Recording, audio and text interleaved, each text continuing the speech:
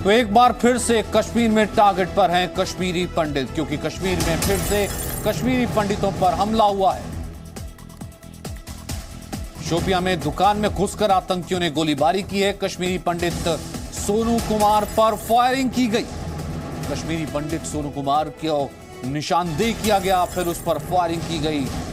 सोमवार शाम की यह घटना है। सोमवार शाम को आतंकियों ने कश्मीरी पंडित पर हमला किया। कश्मीर में 2 दिन में 4 आतंकी हमले किए गए हैं। आतंकी फरार हैं। श्रीनगर में सर्च ऑपरेशन जारी है।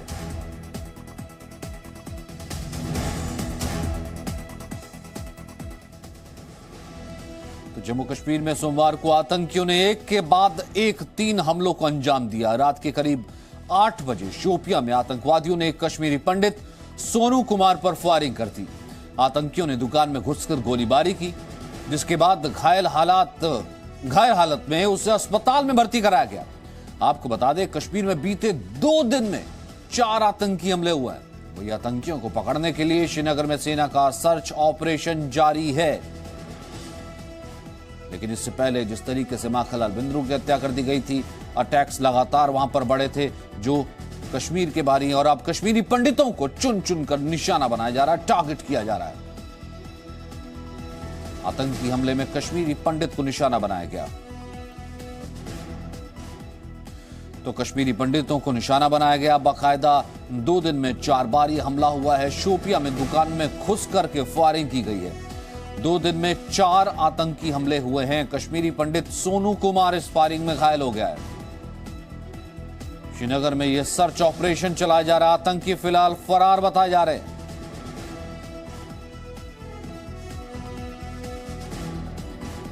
एक बार फिर निशाने पर हैं कश्मीरी पंडित। आतंकियों ने दुकान में वो घुसे, सोनू कश्मीरी पंडित को निशाना बनाया और फिर उसके बाद फरार हो गए।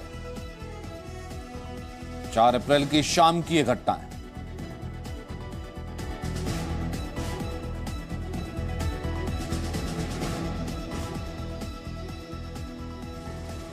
तो कश्मीरी पंडितों पर फायरिंग की गई है।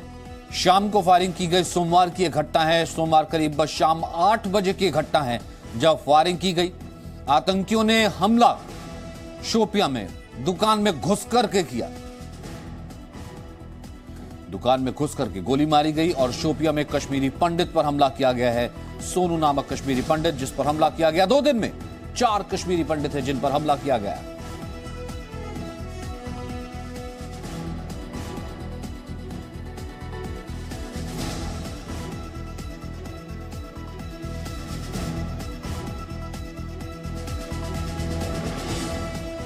इस वक्त हमारे साथ वकार भट्टी हैं जो कि राजनीतिक विश्लेषक हैं, ललित अंबरदार हैं, कश्मीरी पंडित उत्पल कौल हैं, और साथ ही साथ खालिद हुसैन भी हमारे साथ जुड़ रहे हैं।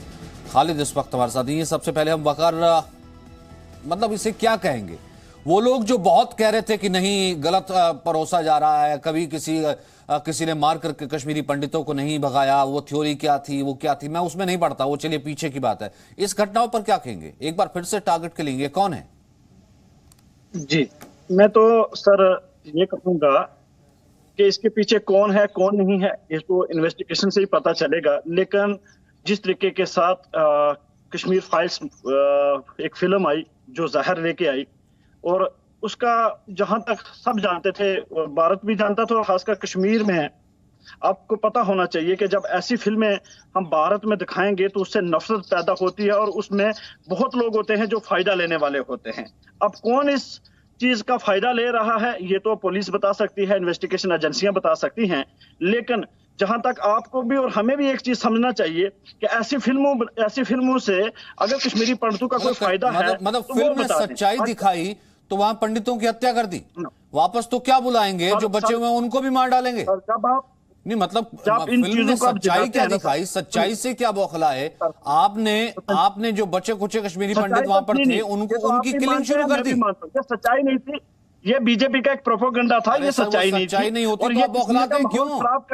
सच्चाई नहीं होती तो वकार भट्टी आप बौखलाते क्यों? सीधे तौर पर क्यों नहीं कहते हैं कि वो आतंकी जो सरेआम कोल्ड ब्लडेड मर्डर करके चले गए, दे आर मर्डरर? उससे पहले भी उन्होंने यही किया। जो फिल्म की सच्चाई से बौखला गए। ललित अंबरदार, ये क्या अब भी इनको नहीं समझ में आता। माहौल खराब करने, ठीक है सर, माहौल किसने खराब किया दिख नहीं रहा सर आपको? 1990 में किसने माहौल खराब किया था वो भी आपको नहीं समझ में आता?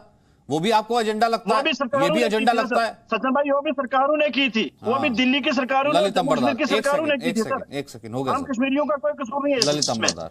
नहीं सर ठीक है, फिल्म की सच्चाई आई, बौखलाए, और फिर उसके बाद वहां पर जो बचे हुए कश्मीरी पंडित है उनको भी मार डाला। क्या पता को और मारने वाला हो। सचिन जी, इस हाई टाइम भारत सरकार भी कोशिश करती है कि हिंदुओं के नरसंहार के ऊपर लिपापोती की जाए। सक्सेसिव गवर्नमेंट्स अभी तक कर रहे हैं, और ये जानते हुए कि इस्लामवाद जो है वो विस्तारवाद होता है, विस्तारवादी होता है, और आतंकवाद से ग्रस्त है। अफगानिस्तान देखिए, सीरिया देखिए, आप यमन देख लीजिए, बर्बाद होकर रह गए। अफगानिस्तान में 10 साल रूसी रहे, 20 साल अमेरिकन रहे। अगर डेवलपमेंट एजेंडा होता तो वहां अभी हालत ना होती कि मुसलमान वहां से भाग रहे हैं। मुसलमान को मार रहा कि एक कह रहा है कि मेरा इस्लाम तेरे इस्लाम से बेहतर है, भाग रहे हैं वहां पे लड़ रहे हैं औरतें वहां के, उनके स्कूल बंद कर, बच्चियों के सारे स्कूल बंद कर दिए वहां। कश्मीर उसी जिहाद का एक हिस्सा है। ये मत भूलिए आप कि कश्मीर उसी ग्लोबल जिहाद का एक हिमालयन बिंदु है, जिसके अंतर्गत वो दिल्ली के लाल किले में नजर रखते हैं। गजवाए हिंद की जो लड़ाई है, पैन इस्लामिज्म इंस्पायर। अब जो कश्मीरी हिंदू जब वहां पे था तो उनको दिखता था कि अगर ये हिंदू यहाँ पे रहेंगे तो हमारा निजाम मुस्तफा कब होगा। जो पाकिस्तान के तटपुंजे कश्मीर के अंदर, पाकिस्तान से रिश्ता क्या, ला इलाहा इल्लल्लाह, इन्हीं नारों के अंतर्गत तो कश्मीरी हिंदू का नरसंहार हुआ कश्मीर के अंदर। अब जो चंद कुछ बचे हुए हैं उनको भी खाली करना, क्योंकि इस्लामाबाद का एजेंडा है। अब ये मत भूलिए कि वो लोग कहीं की कैंप में नहीं रहते, जंगलों में नहीं रहते, या ये दहशतगर्द या जिहादी, ये घरों में रहते हैं, लोकल लोगों के घरों में रहते हैं। जैसे अभी आए तो इनके घर में अंदर गए, मार दिया, तो कहीं वो आसमान से नहीं टपके थे जो इसके दुकान में आके मार दिया। फिर उनसे दुकान से निकलने के बाद वो हवा में नहीं उड़ गए, जो दफा हो गए, खत्म हो गए, कहीं पे किसी घर से निकले थे, किसी घर में घुस गए। तो ये खाली वो जिहादी इन्वॉल्व नहीं है जिन्होंने कत्ल किया है, ये वो लोग इन्वॉल्व है जो अपने आप को कॉमन लोग बोलते हैं, अपने आप को सिविल सोसाइटी बोलते हैं, ये उनको होस्ट करते हैं, उनके घर में रहते हैं, वो कोलैबोरेटर्स हैं इनके। इसलिए ये कहना कि वहां पे 10 आतंकवादी बचे हैं, 250 क्या करेंगे, वकार भट्टी की शक्ल में रहते हैं या कहीं और ऐसे रहते हैं जो सिंपैथाइजर है। सर कोई भी हो, सर मेरा मोहल्ला हो, अगर कोई हिंदू मोहल्ला है, आपका मोहल्ला अगर कोई हिंदू मोहल्ला है, कुछ मुस्लिम फैमिलीज भी वहां पर रहती हैं, सर कोई कोल्ड ब्लडेड मर्डर ऐसे करके बाकायदा जो है एक मुहिम के तहत, जिहाद के तहत मार जाए, मैं उस परिवार के साथ खड़ा रहूंगा, या पहले कहूंगा कि ये तो एजेंडा है, प्रोपेगेंडा है, या मैं उनको सिंपैथाइजर रखूंगा, वो जो आतंकी है उनके साथ? डिनायल है सर। जहां पे जिहाद की जंगें होती हैं और जहां पे नरसंहार होता, उसका दूसरा रूप जो है वो डिनायल होता है, इनकार होता, कहीं पे भी नहीं मानते। आपने जब मोपला में 1920 के दशक में जब हुआ था, कत्लेआम हुआ था, किसने उसको मंजूरी दी है? कहां, कैसे हिंदू का नरसंहार होता? 1946 में दिनों तक कलकत्ता की सड़कों पे हिंदू की लाशों को गिद्ध और जानवर खा रहे थे, किसी ने मान्यता दी उसको? 1947 में पाकिस्तान तो लाशों पे बना ना, हिंदू की लाशों पे बना है। वहां पे जो हिंदुओं का 25% थे हिंदू और सिख, आज की तारीख में 1.5% रह गए। कोई पूछता उसके बारे में, उस नरसंहार का क्या हुआ? हमने छोड़ दिया पाकिस्तानी दरिंदों के हवाले।